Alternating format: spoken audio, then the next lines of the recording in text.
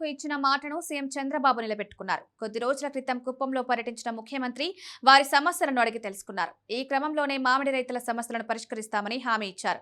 ఈ మేరకు వారి సమస్య పరిష్కారానికి 260 కోట్ల రూపాయల నిధులను విడుదల చేశారు. ₹4 సబ్సిడీతో 6.5 లక్షల టన్నుల తోతాపురి మామిడికాయలు కొనుగోలు చేసేందుకు కేటాయించాలని ఆదేశించారు. దీంతో మార్కెట్ సమస్యలతో బాధపడుతున్న చిత్తూరు జిల్లా మామిడి రైతులకు లబ్ధి చేకూరనుంది. కాగా సబ్సిడీ మొత్తాన్ని రైతుల బ్యాంకు ఖాతాల్లో నేరుగా జమ చేస్తున్నట్లు అధికారులు సూచిస్తున్నారు. రైతులు తమ అకౌంట్లను పరిశీలించుకోవాలని చెప్పారు. అయితే 260 కోట్ల రూపాయలు ఎంఐఎస్ విధానంపై పూర్తి సహాయం అందించాలని కేంద్ర ప్రభుత్వ సహకారాన్ని రాష్ట్ర ప్రభుత్వం కోరిందని వ్యవసాయ శాఖ తెలిపింది.